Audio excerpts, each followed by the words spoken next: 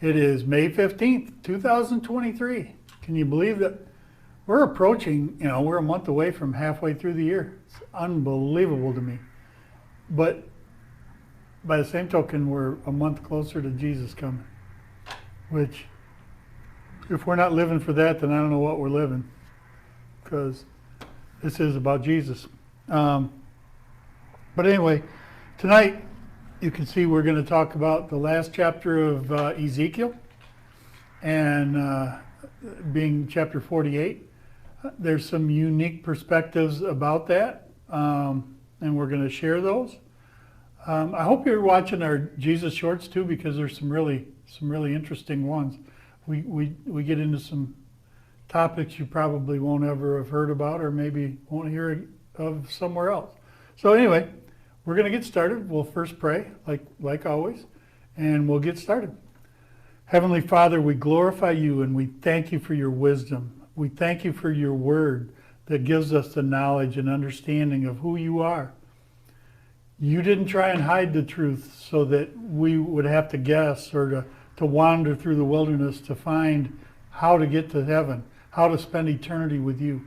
You put it right out in the open for us all to see. I pray, Lord, that we will seek you out, because in the seeking you have promised we will find. So may you be glorified, and I ask, Holy Spirit, that you will be here tonight and give us all the understanding of what you wrote and what it means. Thank you so much for all you've done, and help us to be a blessing to those around us. In your precious name, amen. Okay, Ezekiel 48. This whole chapter is talking about, it's all about the millennial reign, the 1,000-year reign of Christ from Jerusalem that most denominations say isn't real. It's allegorical, but there's so much written about it that I don't understand how they miss it. I'd sit in a Bible study and I'd have a whole group of pastors with more doctorate degrees than Holland Hospital or St. Mary's, whatever. And I would slide the Bible over to them and say, this book is so simple it takes a theologian to screw it up. And they would all laugh, but I didn't, because I was not joking. Anyway, I just wanted to share that because there is so much wisdom in this book. And we need to read it like it's the first time we've ever read it, because it becomes so beautiful. When we start to do away with all of the prototypes or the stereotypical responses that we immediately get because we learned it in Sunday school when we were 5 years old. Read it like you've never read it before. I guarantee you'll find stuff that is so beautiful that you never saw, because we all have preconceived notions of what these verses mean. Anyway, we're going to get started now. I've preached enough. I'm not a preacher, I'm a teacher, so I don't want to preach. So we're going to talk about Ezekiel 48. Verse 1, now these are the names of the tribes. Dan's portion will be from the northern frontier beside the way of Hethron to the entrance of Hamath, Hazer Enon at the northern border of Damascus, beside Hamath, and from the eastern side to the sea. Now, in layman terms, if you go back to Genesis, when God is laying out the Garden of Eden, this area right here is the Euphrates River.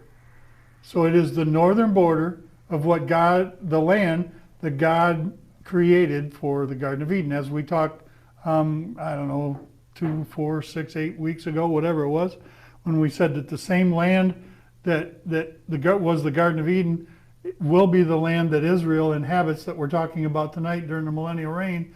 It's also going to be the land. They all have the same dimensions and the same landmass with the New Jerusalem when it comes down from heaven. It's going to sit right in the spot where that was promised to Abraham, and that's going to sit on the spot that God created the heavens and the earth from the Garden of Eden. And most most Jewish scholars for decades and centuries, maybe even millennium, believe that that's where Adam was created, on Mount Moriah, the same Temple Mount, the same place that Jacob was going to sacrifice, or Abraham was going to sacrifice Isaac. All these things, if you look, there are things. God set a pattern in place. What He created in heaven, He brought down here. There's a garden of God in heaven. There's a Mount Moriah in heaven. There's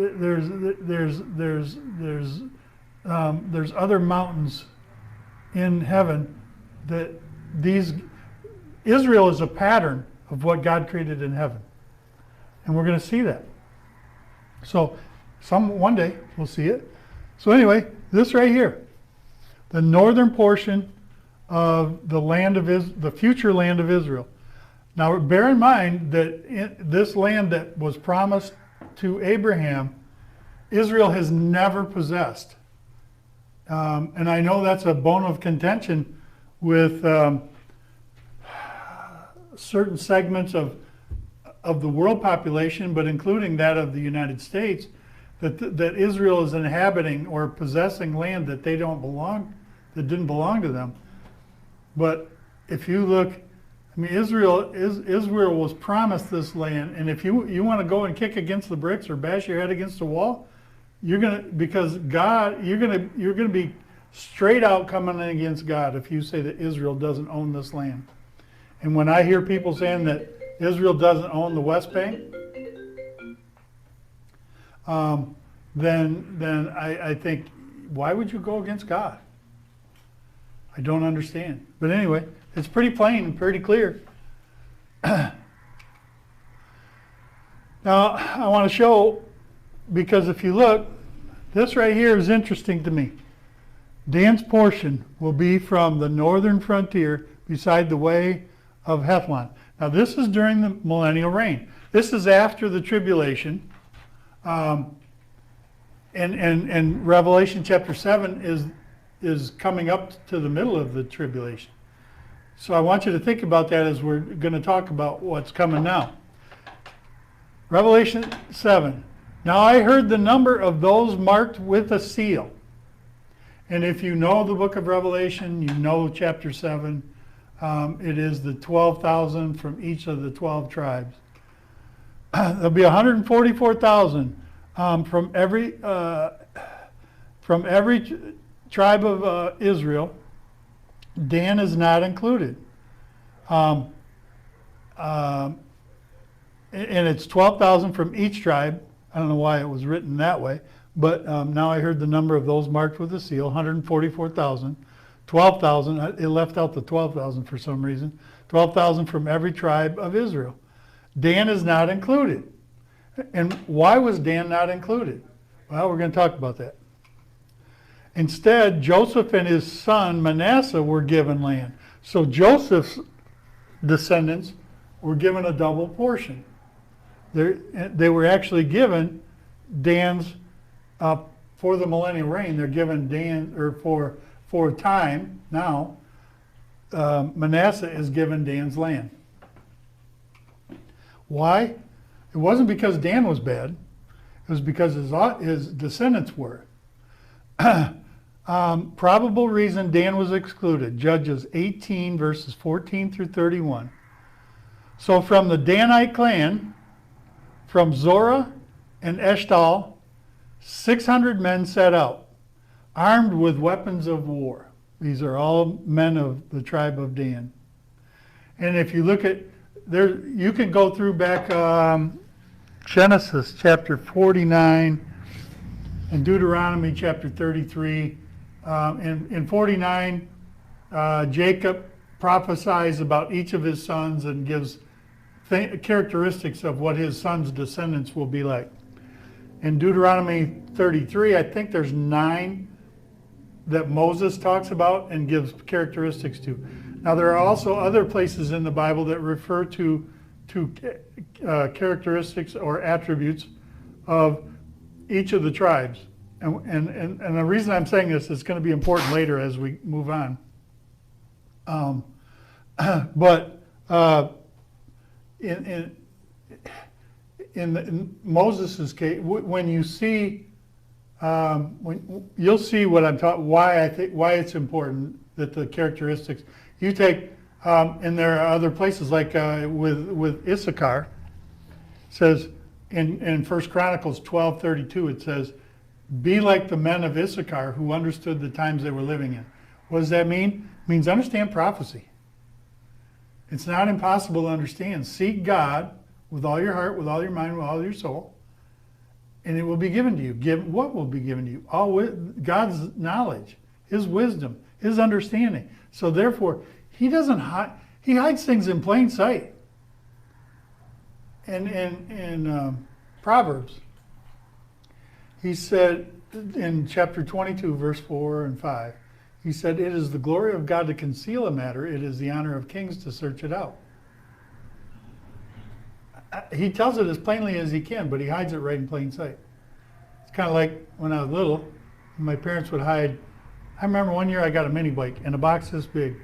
And for, I don't know when they bought it, but I was not a curious kid. But I remember in July going down in the utility room and was tired and crawled up on this big giant box and took a nap. And my mom and dad always had search things for the Christmas presents. And I did this whole search and I couldn't find that thing. That big old box I slept on all summer long. But it was a mini bike. And I didn't ask for a mini bike. Never asked for anything. But my mom gave everything. So did my dad.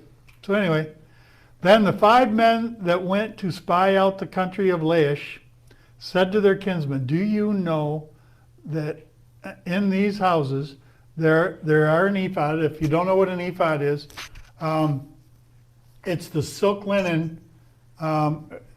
It's linen that was given to the priests. They could only wear that linen when they went into the Holy of Holies, because they knew they couldn't wear any clothing that would conduct static electricity, because then that would arc and catch the arc, and you'd be pulled out with a rope. You go in on your feet, but you come out on your back. Do you not know that in these houses there are an ephod, household idols, a carved image, and a molten image? We all know what molten images are. They're poured into a mold with a liquid metal, and it hardens, and it becomes an image. Now, therefore, consider what you have to do. Now, who are the men talking about this? They're 5 men of the tribe of Dan. So when they go in, it says, "Now after these had gone into Micah's house and taken the carved images, the ephod, the household idols, and the molten image, the priest said to them, 'What are you doing?'" Now again, the ephod is just a long sleeve white shirt, comes down to the waist, and it keeps the sweat from dripping, and it keeps the static electricity. So it was hopefully not going to cause you to sweat. Now he said, "Be quiet," they said to him. "Put your hand on your mouth." Now he's talking to the person that's living in that house. "With us, and to be to us a father and a priest." This is the Danites, and they're talking to a pagan priest who has got idols, and he's got molten images. He's wicked. He's worshiping demons. But the men of Dan are saying, "Hey, come with us. You'll be our holy man. And it is better for you to be priest to the house of one man, or to be priest to a tribe and a clan in Israel." So what they're saying is, it'd be better for you if you come and be the priest of Dan than just only have one house. So the priest's heart was glad. He felt honored because this attacking group of Danites were coming he thought to kill him, and instead they wind up believing he's a holy man, and they accept him. He took the ephod, the household idols, and the carved image, and went along among the people. Next to the territory of Dan, from the east side to the west, will be Asher's. Now Asher was considered to be royalty. I mean, his name, those are some of the attributes that Moses and Jacob bestowed on him, that he would be royal, that he would be worshipped, or he'd be praised, not necessarily worshipped. But he had all these attributes. So Asher is the one next to him. Next to the territory of Asher, from the east side to the west, will be Naphtali. Next to the territory of Naphtali, from east side to west, will be Manasseh. Now again, Manasseh is the second son. No, I'm sorry, the first son of Joseph. Ephraim was the second son. Next to the territory of Manasseh, from east side to west, will be Ephraim's. That's the other son, which Joseph was given territory, so now he's giving it to Ephraim. Next to the territory of Ephraim, from east to west, will be Reuben. Reuben is the oldest of all the sons of Jacob. Next to the territory of Reuben, from east to west, will be Judah. Now we all know who Judah is. Judah is the father in the lineage of Jesus, and therefore the lineage of Joseph and Mary. Both of them were from the tribe of Judah. Prophesied, had to be. No ifs, ands, or buts.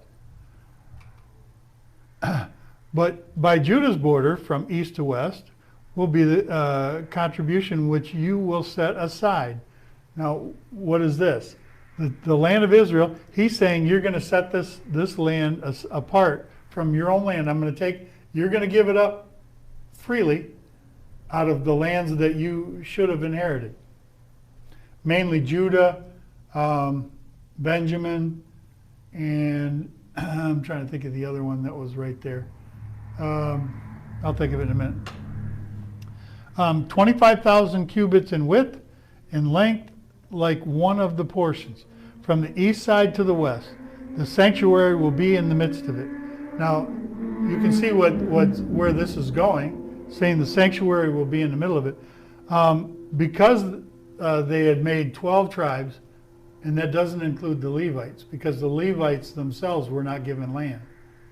God was given this land, and God gave it to the Levites because they were obedient. If you remember, a couple months ago, I think, we had talked about why the Levites were chosen to be the servants of God and to run the sanctuary, and that was because when Moses came down and saw the golden calf,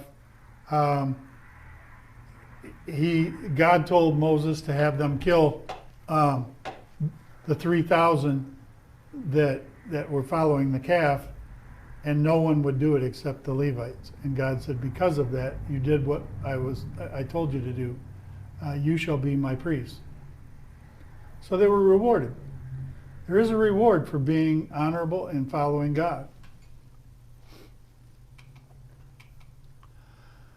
The allotment that you will set apart to Adonai, now Adonai being the third name mentioned in all of Scripture, comes about in Genesis chapter 12.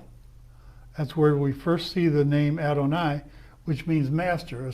Master is the name we hear associated with Jesus in the New Testament, because master means the master of slaves. And we are the slaves. He said, you're either a slave to righteousness, which would be mine, or you're a slave to sin. One of the two. There's only two options. I think I'm okay with being called that. And I think he's okay with me calling that, because he's the one that did it. So that atonement you will set apart, that allotment, that you will set apart to Adonai will be 25,000 in cubits, we're talking about, in length, and 10,000 in width. So you're talking about basically, a third of Jerusalem. Remember, each cubit is 1.5 feet. So you're talking almost 38,000 square feet. Well, 38,000 feet by 15,000 feet. That's about a third to half the size of, because Jerusalem's only a square mile. The holy allotment will be apportioned for these, for the Kohanim. Now, in a minute, I think I've got up in here, if not, I'll explain it, where the name Kohanim comes from. Toward the north, it will be 25,000 cubits. Toward the west, 10,000 cubits. In the width, toward the east, will be 10,000 cubits. And in the width, toward the south, will be 25,000. So it's a rectangle. Adonai's sanctuary will be in the midst of it, which means the temple is going to be there. Because this, remember, we're talking about the millennial reign. So in the midst of this rectangle is going to be the Temple Mount, and in that Temple Mount is going to be the temple. So when people say that when we talk about a new temple being built, that's just an allegorical statement. Or when we say that the Jews are still God's people, we say that there are many people, including denominations, who say that's just an allegorical statement. So my question is, what isn't then? Who gets to determine what is allegorical and who doesn't? I believe that's only God's right. So until he tells me or you what's allegorical and what's not, I'm going to decide just to believe that what's not is all of it. Because I don't want to stand before him one day and have him say, I wrote it down and you still couldn't believe. I don't want that to happen. Please don't let it happen to you either. The sanctified portion will be for the Kohanim of the sons of Zadok, who kept my charge and did not go astray as the Levites went astray when Bnei Israel went astray. In Israel, the priests go awry a lot, whether they're Gentile priests or pastors or Jewish. But I'm going to take this point to say who Kohanim is. They're named after one of the sons of Levi, and his name was Cohen. You can spell it with a C or a K, but it's C or K O-H-A-N. And today you would hear someone named Cohen. Those would be Kohanim. Or Cohn, C-O-H-N. That's Jewish. That's part of this tribe. Now, many of them did not become priests, but they were in the priestly line. I used to work for some Cohens, but they are actually Kohanes. But who is Zadok? Zadok was the high priest when David died, and so he was carried over and was the high priest when Solomon took his kingdom. So Zadok had the honor of being the first high priest to ever rule over God's holy temple. And then there have been, I forget, I think it's like 19 or 29 since then, something like that. But there is one coming who will be the everlasting high priest of all Israel. And when we got to Ezekiel 43, we saw that he comes in through the eastern gate and walks into this temple we're talking about right here and sits on his throne. And he sits there as high priest and organizes and ordains animal sacrifice again. There will be no PETA in the millennial reign. The sanctified portion will be for the Kohanim of the sons of Zadok. So obviously the priesthood now is continued on. They're Kohen, of the descendants of Kohen, but they also now got thinned down a little bit more by now they got to be the sons of Zadok, who kept my charge and did not go astray as the Levites went astray when Beni Israel went astray. That's a lot of astrays. Verse 12, it will be for them a portion set apart from the offering of the land, most holy, by the border of the Levites.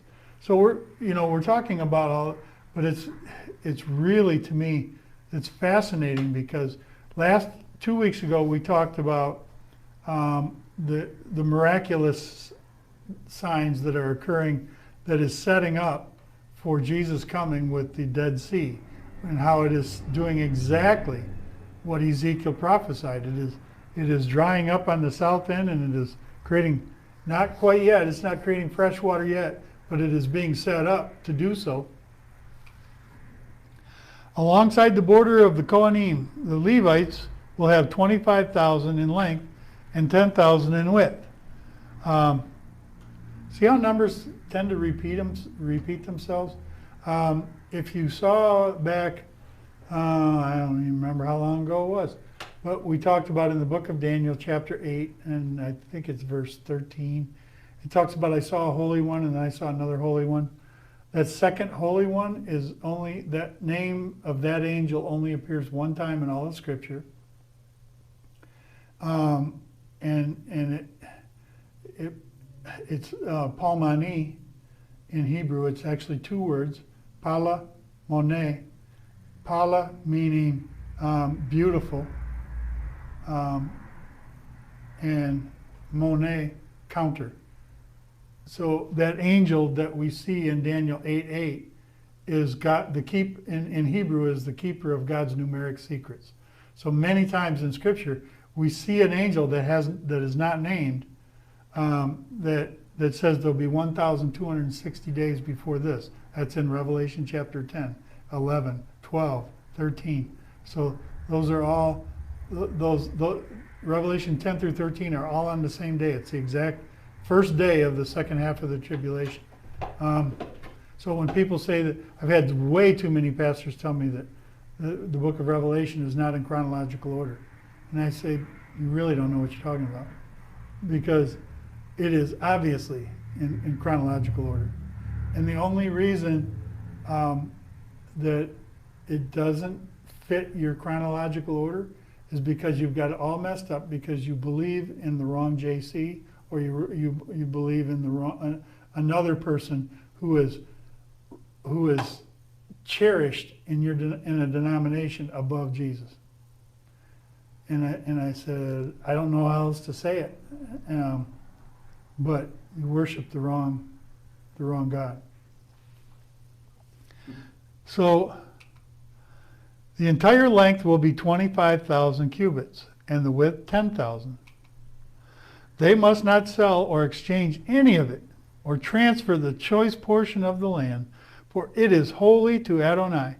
Now, again, he's saying, this is mine. I'm giving it to you, but you don't get a say in who. It's not yours to sell. It's yours to live on. Free. And not only free, but as I know I included this, we're going to talk about how the Levites got their paycheck.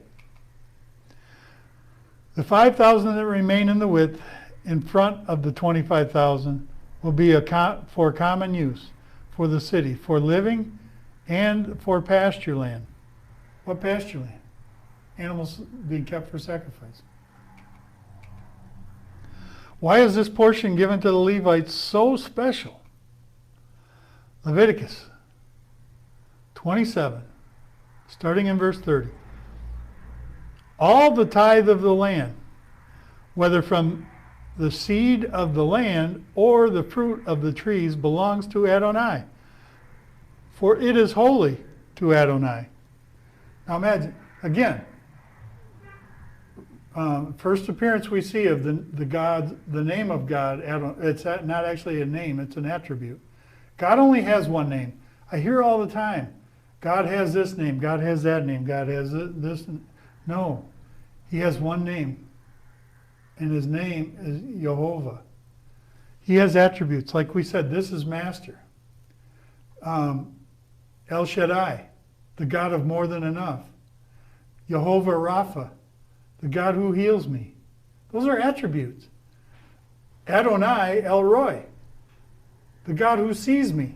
That's the God of Hagar. When she was wandering through the wilderness with Ishmael, and they're about to die, the angel meets her, and I believe that angel again is Jesus. That's the same one that I believe that's because he starts telling her, numbers now, I'm going to give you 13 kings that come out of this little boy. He will survive. He's talking about numbers again. He's the keeper of God's numeric values or secrets, and I believe that keeper of secrets is Jesus. Who else would God trust his most treasured secret to? He trusted Jesus with everything else. Everything else. You think he's going to trust his most treasured secret to someone else? No. No, it's Jesus. So we see all of this, and there are so many things that we call God's name, but God's name is so special. We've talked about, if you watch some of the Jesus shorts where we take apart Jewish words, Hebrew words, and show the meanings of it, go back and watch some of those shorts, because I show you that with the name Jehovah, Yod-He Vav-He, you can rearrange those letters and it spells Hayah, past, Yoveh, present, Yeh, future. He is saying in his name is, I am the same yesterday, today, and forever. Hayah is the name that he gave when Moses said, what shall I tell the people your name is? Well, he had already prepared them, because he had told Jacob to tell the people that when I come to take you out, tell them Hayah has sent you. So the name Hayah has Yod, He, Yod, He, Yod, He. It's the letters of God again, and it literally means the eternal existing one. That's where we get the phrase I am. Because Emi in Greek is the closest, because there is no Greek word that will compare to I am the existing one. So they made it Emi because that's the closest they could get, meaning I am. To me, it's 6 of one, half dozen of the other. But if push comes to shove, I'm always going to take the Hebrew word. If a man redeems anything of his tithe, he must add a fifth part to it. Well, look at that. God charges interest. Because I got into a debate in a Bible study, because I don't know how that people who are a lot smarter than me, a lot more intelligent than me, I won't say smarter, they're a lot more intelligent than me, can miss things so far.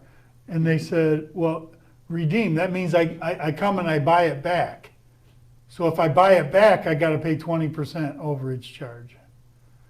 And I says, where are you getting that redeem means I want to take it back? I said, when you accepted Jesus, did he give you a little ticket that says when you want to pick up your coat at the coat rack, you got to turn this back in and you can get your tithe back? Because it was never yours to begin with. 8 times between the book of Numbers and the book of Leviticus, God says that that I am giving my tithe to the Levites. But 6 times it says, you bring your tithe to me. The only giving of a tithe is from God, because it was never ours to begin with. So we can't give what is not ours. So this is really cool, because when I know when I sit in the Bible study and tell people this, it floors them. But if a man redeems what does it mean to redeem? I went on the Jewish Learning Center and took the word here for redeem and probed it into the Jewish Learning Center. And what it means to redeem is if you're a shepherd and you have, let's say, 1,000 head of sheep, you owe 10% of the new. Not, you don't have to pay a tithe on what you already own unless you sell some. What you have to pay a tithe on is the new ones that are born. So if you have a tithe payment to the church that you don't have the cash for, and you have sheep, you can put some sheep. You could, let's say you owe $1,000 in tithe, and you have $800 worth of cash. You can figure out, you can work it out with the priest, because it's up to the priest to tell you what they'll accept. They're speaking for God, so they better not lie to you. And you'll come to an agreement on how many sheep that would take to come up with the other 200. And then once you do that, then you have to take 20%. So that $200, now I have to come up with another $40 worth of tithe to redeem it. And I don't know why they think that redeeming means to take it back. When redeeming, most of us have heard the song, I Am Redeemed. We're not taking back our salvation. We're being given salvation.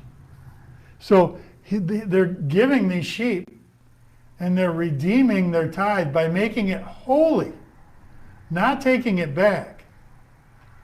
So in order to make it holy and right with God, they have to add 20% to just the sheep portion of it. The 800 is 800. But if you're going to pay 200 in sheep, you have to come up with whatever that price per sheep it is, and then add 20% to that. Hope that all makes sense. But it is not about trying to buy back your tithe and having to pay 20%. If you didn't have the 20% to begin with, now how are you going to come up with 40%? Doesn't make sense.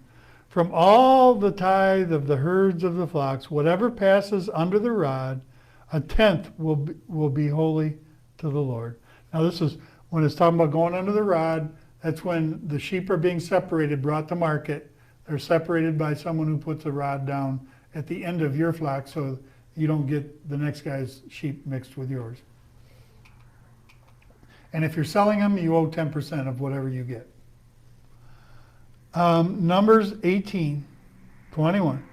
See, I have given you all the tithes in Israel to the sons of Levi. See, God is saying, I'm giving you my tithe to the sons of Levi as an inheritance in the return for all the work of the service that they are doing in the tent of meeting. Which becomes interesting because there's at least one place, and I can't tell you off the top of my head, but I think there might be two, where the Levites took their pay for decades, but all of a sudden the synagogue started falling apart. And what God said is, I'm giving you my tithe, but you have to use, don't give me this idea that you have to have a special offering to put a new roof on the church, because what I'm paying you, you get all the tithe, and therefore you have to pay for the roof.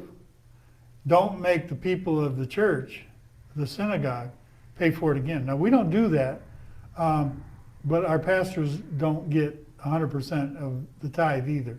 So I'm not condemning our pastors for what they do. I'm not saying they shouldn't take special offering, because the way we do things is totally different than the way the Israelites did things. For I have given the tithes that the sons of Israel present to Adonai as an offering to the Levites as an inheritance. That is why I said they would receive no inheritance among Bnei Israel.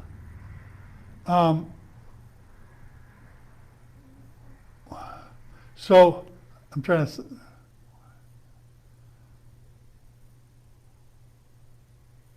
Oh yeah, it's talking about I am giving. He's just saying I'm paying them a salary with my tithe. Luke 20. This is what's really cool, because we think as Gentiles and we don't at all get the parables that Jesus talks about. Luke 20, verse 22. Is it permitted for us to pay taxes to Caesar or not? Now, Jesus you can see that the priests the rabbis get frustrated, but I believe it's not because Jesus said something they couldn't fathom. He said something that they already should have known. And they didn't. But carefully, considering their treachery, understanding he knew their treachery, Yehoshua said to them, "Show me a denarius." Whose images and inscription does it have? Was it Ben Franklin? Was it? No, I don't think so. It wasn't Lincoln. It was Caesar. So when we talk about what is God's and what is man's, we know that what is God's is 1/10 of what we have made in that year. And they said, "Caesar's." Oh yeah. I'm not talking about the other 90%. Whose is the 10? Then he said to them, "Well, then give to Caesar, give him the 90%. I don't need it. The things that are Caesar's, and to God the things that are God's." What was God's? 10%. Now, I didn't put this in here, but I've taught it many times, and you've probably even heard me teach it. But when Jesus came I think I taught this not too long ago, actually. When Jesus came to the temple at Passover, and he saw the money changers exchanging money in front of the church, and he went and he made a whip, and then he chased 200 rabbis out of the sanctuary because they were allowing what was going on to happen because they were getting a kickback. And just like they were with the sheep that they were scamming people on for Passover. And so Jesus was not upset that they were exchanging money or that the money changers were there. Someone had to be there because at that time of year, you had to pay your temple tax. And by God's law, he wouldn't accept any currency other than Hebrew currency. So you had to pay in the shekel. Well, so those money changers, it's like going to Canada. If I go to I'll use easy numbers so we can make sense of this. If I'm going to Canada and the exchange rate is 1.5 or 50% more, or Canadian money is worth 50% less. So if I go to the customs booth and I say, "Here's $10, they're supposed to give me $15 in Canadian. But in what they were doing was they were taking the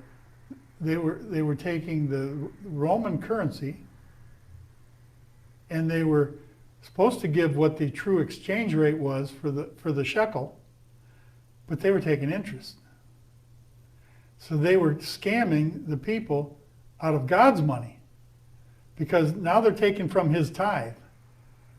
They thought, "Oh yeah, we're being cute, we're stealing from the people. They won't even know. They can't add and subtract, whatever." But they weren't doing that. They were this was God's money, and they should have known that. So Jesus said, that's why he whooped the priests. "You have made this a den of thieves because they're stealing my money."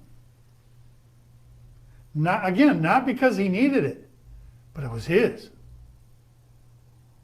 It's all his. And when we don't tithe, it's not a question of did we give him what we owe him. It's a question of did we keep what is his. It's the same thing. Because all of it's his. He just lets us keep 90%. "The city will be in the midst of it, and will have these measurements: the north 4,500, the south 4,500, the east 4,500, and the west 4,500. Again, these are cubits. The city will have open land toward the north, 250, toward the south, 250. Towards the east, 250, and towards the west, 250. Grazing lands, as we talked earlier, 250 cubits square. The remainder of the length, according to the holy allotment, will be 10,000 east and 10,000 west. It will be alongside the holy allotment. Its produce will be food for those who serve the city. Now, who serves the city? The Levites, who are not Kohanim. They're the cousins and the uncles and the aunts of those who are Kohanim, and now we have to look at under the descendants of Zadok also. Those who serve the city out of the tribes of Israel will till it. Well, tells you one. We think, the Levites had it easy, but actually they didn't. I mean, not only did they do this, but who do you think swept up all the blood and washed down the streets and of the holy mountain on Passover when 1 million sheep, 1 million lamb were slaughtered and sacrificed? They had little troughs that ran down the side of the mountain, and they had to force the blood. The blood would run so thick and so deep that they had to sweep it towards the channels so that it would run down the mountain. And what they couldn't have happen, because around the whole Temple Mount were mikvahs, which are like a giant hot tub, although the water wasn't hot.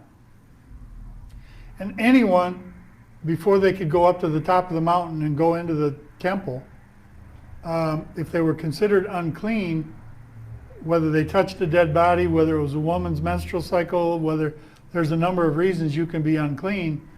If you were you had to wait an X amount of days, depending on what made you unclean, and then before you could enter the temple, you had to go into a mikvah. But they couldn't let the blood run into these mikvahs because that would desecrate them. And that's why John the Baptist, it says in Scripture that he went out into the wilderness. Well, there's pretty good solid evidence, and the Hebrew historians swear to this pretty much, that John the Baptist wandered off to the east towards the north end of the Dead Sea. Come on, what's the name of that city? Where the Dead Sea Scrolls are. Can't believe I can't remember it. But anyway, John the Baptist, it is believed by Jewish scholars, historical scholars, that's where John the Baptist went, because that was where the first seminary was. And he went there and stayed there until he got old enough. He got into a debate with the scholars and the teachers of that sanctuary, and over the purpose for bathing in the mikveh. And that's why I bring that up, because they believed it was for holy cleansing when you're unclean. So these priests, before they had lunch and dinner, because they didn't typically eat breakfast, they had to wash their hands and bathe in the mikveh to make themselves clean, so that they didn't touch food with unholy hands and then take it into their mouth. So, and John said, no, it is for redemption. And they couldn't agree. So John, on his 30th birthday, wandered off to the Jordan River and started baptizing. So anyway, that's the story of the mikveh and why you clean. The holy allotment will be 25,000 by 25,000 square. You will set apart the holy allotment with the property of the city. We think of the Levites as the priesthood, but it is only one line of the Levites that the priests are chosen from. Leviticus 4, then the Lord spoke to Moses again, and Moses and Aaron, saying, take a census of the sons of Kohath. That's what we were talking about, Kohen, when it's translated into English. For among the children of Levi, by their families, by their father's house, from 30 years old and above, even to the 50 years old. So you were not allowed to become a priest until your 30th birthday, and you couldn't become a priest after your 50th birthday. Now, who does that include? Well, imagine this. Jesus himself began his ministry at about 30 years old. Imagine that. Being, as was supposed, the son of Joseph, the son of Heli. Jesus was from the tribe of Judah, but was required to meet priestly requirements because he was to become our high priest. But if you look at what we just talked about, he couldn't become a priest, period, high priest or just regular priest, until he achieved his 30th birthday. We just read that in Numbers chapter 4. Hebrews chapter 4. Love this. Seeing then that we have a great high priest who has passed through the heavens. Passed through the heavens. How did he do that? He was sent to Mary or Miriam. Seeing then that we have a great high priest who has passed through the heavens, for we do not have a high priest who cannot sympathize with our weakness, but was in all points tempted as we are, yet without sin. He did everything in his first coming as a man. Everything until that last 24 hours. Everything was as a man. That's why he came as a suffering servant, as a lamb to the slaughter. But when, matter of fact, he had authority, but he did not have power until, this is a whole nother teaching. And if you want, you can ask me about it when you see me at church. You can ask me about it if you see me at Rainbow Grill. I don't care where. You can ask me anywhere. I don't care. But Jesus actually received full power and authority at the Mount of Transfiguration. That's what the purpose of the Mount of Transfiguration. I think I've only taught that here once, but a long time ago.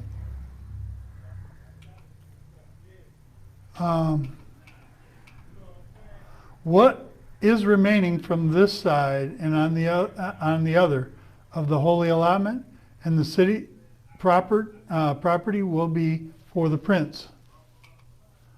What is adjacent to the 25,000 of the allotment toward the eastern border, the holy allotment and the sanctuary of the house will be in the midst of it. Can you tell how special the priesthood is to Jesus? I mean, we're on verse 21.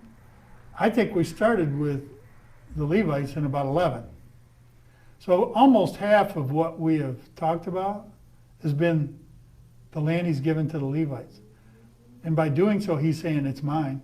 Indirectly, he's saying this is my land. And can you imagine how disgusted he is right now that a pagan religion was given the rights by a prime minister of Israel who didn't understand his own creator? Probably didn't even believe in him. Because back then, 80-90% of all Jews, still not far from there, were atheists. You look, most of the 800,000 that inhabited Israel in its first year, most of them were atheists. I've watched interview after interview after interview of the men who fought in 1948 in the war of the May 15th war. They got attacked on the very first day that they were a nation. Had 200 rifles to defend a nation with, one bazooka, no tanks, no planes, and they won. 1967, I've seen them interviewed with that. The miracles that God did to allow Israel to survive. There was a series, half-hour series that was on every week. Used to be on Daystar. No, it was on TBN, I think. And it talked about all the miracles that caused Israel to win all these wars when they had no weapons. But God caused it to happen, and He's going to do it again. The war that leads up to what we're talking about now, the millennial reign, it leads up to actually to the tribulation. That war, God says, no one comes to your aid except me. I will defend you. It's the same as what it's the same as what he did in 48, 67, 73. Again, Yod He Vav He. I am the same yesterday, today, and forever. So when we think he's going to do something different, it's like saying, yeah, you screwed up the first time. He didn't screw up anything. The property of the Levites and the property of the city will be in the middle of what belongs to the prince. Who is the prince? We talked about this before we went on air. Ezekiel 34, verse 23. I will establish one shepherd over them, and he shall feed them. Who is that? That's Jesus. My servant David, my servant. Now, every one of us can list at least 3 or 4 major failures of David. But God says he's a man after his own heart. It's the only one that he says it. Not even Abraham did he say that about. He said, he shall feed them and be their shepherd. And I, the Lord, will be their God. And my servant David, he shall be the prince among them. The prince, under Jesus. He's a VP. Now, he's not going to look like Kamala Harris, I can tell you that. He'll be able to speak eloquently, and he will maintain those borders. He absolutely will. Because in that time, it is going to be the Levites who surround the Temple Mount and serve God, along with those who are beheaded and their robes were washed white in the tribulation. And we will all be grafted in. Romans chapter 11. Ezekiel 34. I will make a covenant of peace with them and cause wild beasts to cease from the land. That's why he says there won't be any more jackals. There won't be any more bears. There won't be. There will be. But it says, according to Scripture, they will be down in southern Saudi Arabia. And that area will be uninhabitable by humans, even during the millennial reign. It says that it will become, the air will become filthy with oil. So there's probably going to be an Iranian nuclear missile at some point that hits Saudi Arabia. We know it's going to be shot at Israel, and Israel's going to shoot it down. It will explode and pollute Jordan with nuclear fallout. If you look in Zechariah, says that they and Ezekiel 38, also 39, it says that there will be men who wander through the valley, the great valley of Jordan, and they will come across bones, and they will call for someone who is paid to come and bury them. And they will put a marker there so they're easy to find. I don't know what would pollute them so bad that people wouldn't touch them, except unless you have a hazmat suit on, but it's more likely going to be nuclear. And we just found, they just announced, I just watched it was Israel Now News Sunday, and they said Iran has enough nuclear material now to make 5 nuclear weapons. 5. And they've done that just in a couple weeks. What do you think they'll have in 2 months rather than 2 weeks? Israel can't let that happen. I will make them in the places all around my hill a blessing. And I will cause showers to come down in their season. There shall be showers of blessings. Now that's a whole nother teaching, because if you look at the early and latter rain, Jesus talks about the early and latter rain are coming. And if you look at, and this is a symbol of how close we are to the time of the end, with the early rain that typically in Israel will happen November, December, the early rain, and it's spotty. It will come and it will sprinkle here, sprinkle there, but it will be spotty. And Jesus told his disciples, you can discern that spring is coming, but you can't understand the times you're living in? What's wrong with you? I've given you all the information. He says early and latter rain. Early rain is that the gospel is going to be spotty. It's going to hit this city. It's going to hit that city. And that's already happened. It's the spottiness of it. And then as you get farther into the rainy season, then the heavy rains come just before the crops, a month or two before. They come in March, April, just before the crops are going to be harvested in March, April, and May, to ripen the harvest and make it ready. And he's talking about the harvest. What does he talk about in Revelation chapter 14? The early and latter rain. You can see the raptures, 3 of them, one of which is found in 1 Thessalonians 4, and the other 2 are found in Revelation chapter 14, talking about the grain harvest. And the grain harvest is wheat, and the wheat is hard to break that shell, and they have to take it to a threshing floor and go across it on the Temple Mount. That's how David found the Temple Mount, because it was a threshing floor. So when you break that shell, then you can take a winnowing fork and flip it up in the air, and all the shells are light. They're split in half, and you need a little bit of breeze, not a strong breeze, a little one, and it blows it out to the side, and the grain falls back to the ground, and then you can harvest it. And it's done with some effort, because the wheat shucks are hard. And it's interesting because the roller that they use to break those shells is called a tribulum. It's the same Greek word used for tribulation. And then you go to the next one and it says, the grape harvest is right. And he said he sent another angel with a sickle to harvest the grapes. Well, what do you do with grapes? You crush them. That's the end of the tribulation harvest. Because there will be people who are slaughtered and receive Christ in the second half of the tribulation. We see that in Revelation 14:2. Starts out, there's nobody left that believes, but God sends an angel to every kindred, tribe, nation, and people in Revelation chapter 14, verse 6.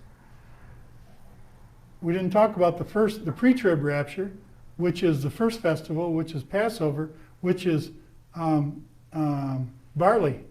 Barley is so easy, all you got to do is flip it up in the air. You don't have to crush the shell, nothing. And the shell will separate and the seed falls to the ground. So with very little effort, very little torture, the first group will be taken. The second group will lose their head. That's the breaking of the shell. The third group will go to the end and be slaughtered. And then the fourth group will enter into the millennial reign, which we're talking about now. See, I can go on a rabbit trail on anything.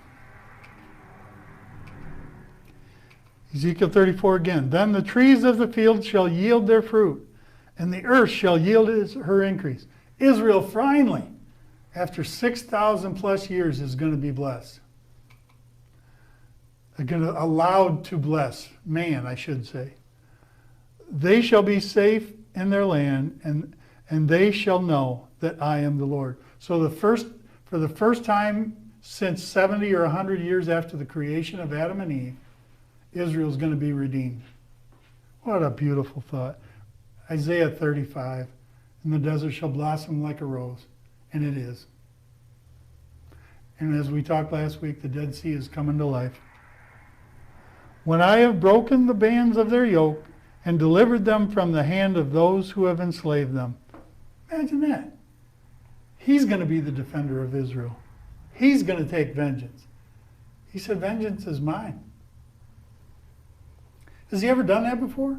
Yeah.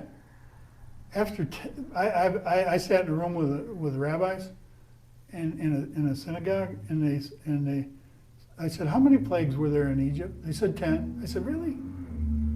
You sure about that? And they said, well, yeah. So they counted them. And I said, you're missing one. They said, what's that? I said, when God allowed the Hebrews to go through the Red Sea and go to the other side, he put a fiery whirlwind in front of the opening so that the Egyptians couldn't follow. Could he have not left that whirlwind there until he closed the sea back up so they couldn't pass? They all said, yeah. I said, did he? They said, no. I said, what did he do? They said he took the whirlwind away and let the Egyptian soldiers ride in on their chariots. and on foot, carrying their weapons to chase after the Israelites. And I said, yeah. Did the Egyptians make it across to the other side? And he said, no. And they said, well, what are you trying to say? That God killed those as vent? And I said, what did he say? He said, vengeance is mine, saith the Lord. He said, I will take care of your enemies. You love them, you pray for them. I will take care of your enemies. And they said, but why would he take care of them? I said, because it's the 11th plague. And they said, what do you mean the 11th plague? I said, 80 years before they crossed the Red Sea, what did the Egyptian Pharaoh do to the children of Israel, to the sons of Israel? I said, he threw them all in the Nile River and drowned them. And God says, okay, I saw what you did. My turn. He let all the sons of Egypt go into the Red Sea and let the water crumble on them and kill every one of them. The sons of Egypt. Just like the Pharaoh killed the sons of Israel. And they shoot. Their knees buckled and they had to sit down. It's a beautiful picture. As for the rest of the tribes from the east to the west will be Benjamin's. Next to the territory of Benjamin from the east to the west will be Simeon's. Next to the territory of Simeon from the east side to the west will be Issachar. Next to the territory of Issachar from the east to the west will be Zebulun. Next to the territory of Zebulun from the east to the west will be Gad's. Next to the territory of Gad at the south side southward, the border will be from Tamar to the waters of the Merabath Kadesh, to the Wadi, to the Great Sea. The Wadi is Mediterranean area. This is the land that you will divide by lot to the tribes of Israel as an inheritance, and these are their portions. It is a declaration of Adonai. These are the exits of the cities on the north side, 4,500 cubits by measure. Will be the gates of the city named after the tribes. 3 gates northward, the Reuben gate, the Judah gate, and the Levi gate. At the east, 4,500, Joseph, Benjamin, and Dan all have their own gates. So you get one. At the south will be 3 gates, Simeon, Issachar, Zebulun. Now if you look in Numbers chapter 2, it gives you the same breakdown in the Sinai. And if you look in the temple, the throne room of God, each of the ones who are guarding the gates going in are one of the 4 faces of the beast that is in the throne room of God. It's a man, it's a lion, it's an ox, and it's an eagle. And each one of those are one of, it's Benjamin, it's Reuben, it's Judah, and I think the other is Issachar. At the west side, 4,500, there will be gates. The Gad gate, the Asher gate, and Naphtali. It will be 1,800 or 18,000 cubits in all. From that day on, the name of the city will be Adonai is there. You can see, again, that's an attribute. That's not a name. Adonai is there. Yep, he's there. And for right now, he's here too. Here's what it looks like on paper. Asher, Naphtali, Dan. These are the ancient, this is what was promised to Abraham. This is the Golan Heights, Manasseh. Is that occupied territory by the Jews? Gad, is that occupied territory? Reuben, this is where Jordan is. Judah, the Arabs who call themselves Palestinian, which there's no such people. It was made up by the Romans, and they initially called the Jews the Palestinians. And they called Israel Palestina because they were trying to break the Jews away from God. Ephraim, Manasseh, Zebulun, Issachar. Show me in there. Allah, Buddha. Show me any of them. They're not there. And this is God's word. So when people tell you that they need to be driven off the face of the earth and into the sea, there's only one who says that, and that's someone called Lucifer. So if you want to be on his side, go ahead and push them into the sea. But I guarantee you God will take vengeance, just like he did with Egypt. I thank you for listening. Once again, I've gone over, but this isn't a short. Make sure you watch the shorts. And I really appreciate you staying. And just in case that people are still allowed to watch videos during the tribulation, if you don't know Jesus and you're watching now, or even 10 years from now, I ask you to repeat after me. If you want to know Jesus and know that you're not going to have to experience any of these things, I'm going to ask you to follow me and say, I believe that Jesus is the Son of God, and I believe God sent his one and only Son to pay for my sins, that on a cross he died for each and every sin that I committed, and I ask for your forgiveness, and I am made new by your blood, and I am now part of your family and will eternally be with you for wherever that is, whether it's in heaven or heaven and earth, because one day heaven and earth will come down here. So all we want to do is make it to his family. And you are now, if you've accepted Jesus, ask his forgiveness, you are now part of his family in his precious name. Amen.